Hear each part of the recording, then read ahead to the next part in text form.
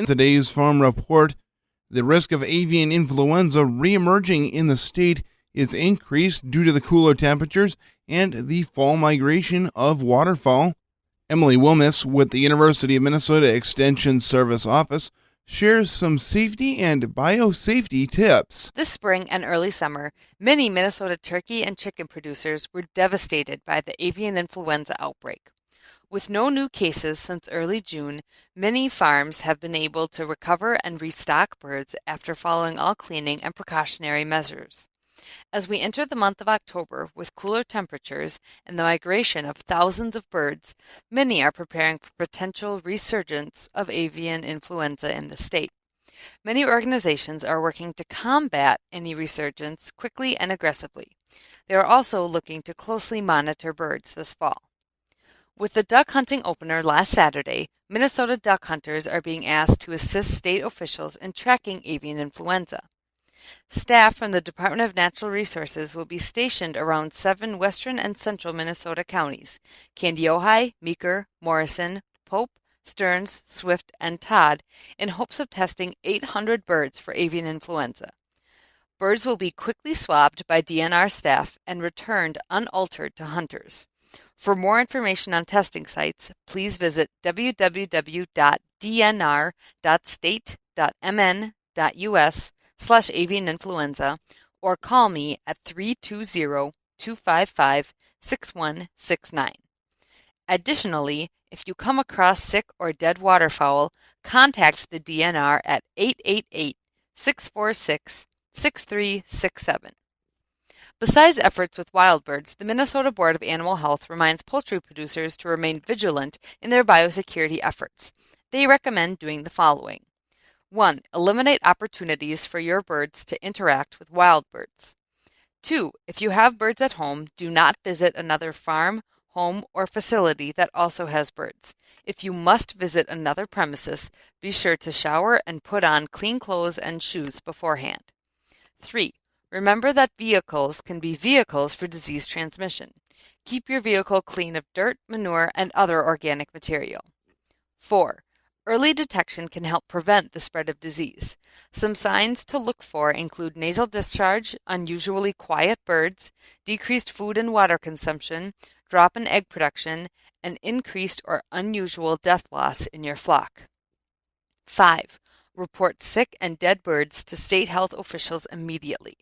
If your birds appear sick or you have experienced increased mortality, immediately call 320-214-6700, extension 3804. If you have any questions about avian influenza or would like more information about the resources I mentioned, please contact me at the Stearns County Extension Office at 320-255-6169. This is Emily Wilmes with University of Minnesota Extension. This is Farm Director Scott Colomb. Listen at 6:35 a.m. and 4 p.m. here on AM 960 KLTF for the latest in local farm news, or online 24/7 at fallsradio.com. Saturday will mark the second anniversary of Winter Storm Atlas, which devastated western South Dakota and damaged cattle herds.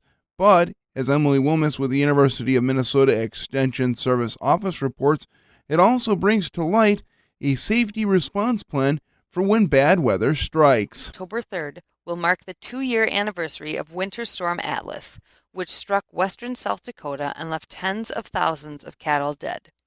While to many of us that may seem like a distant memory, the ranchers that were left with their livelihoods destroyed continue to recover and rebuild from that fateful day. Although what happened in western South Dakota is widely considered a freak thing, it definitely made us all think. It reminded us to always plan for the unexpected. Planning what to do if the unthinkable happens is important for any livestock farmer, as you are responsible for the lives of your animals. In Minnesota, the disasters we usually think about are flooding, tornadoes, and fire. What would you do if your farm were struck by one of these? It's important to always have a plan in place. Here are some things to consider. The escape route. Just like in a school or hotel, have a plan of movement for your animals in case of tornado and especially fire. What gates need to be opened? What is plan B if an intended exit is blocked? Having a plan in place and sharing it with everyone involved on the farm can be the difference between saving and losing animals. Also, consider the response plan. If a disaster or emergency were to take place on your farm, how do you respond? It's important to have up-to-date records of your animals, especially who is on the farm and what their ID is. If animals are released, this will help found livestock get returned to you. Additionally, who should you call? Keep a list of people who should be contacted in this type of situation. Your veterinarian, your insurance person, or county and government agencies may need to be contacted. Most importantly, and as I already mentioned, make sure everyone involved on your farm is a part of this planning process. Together, you all know the ins and outs of the farm and should be able to plan, as best you can anyways, for the unthinkable. This is Emily Wilmus with University of Minnesota Extension.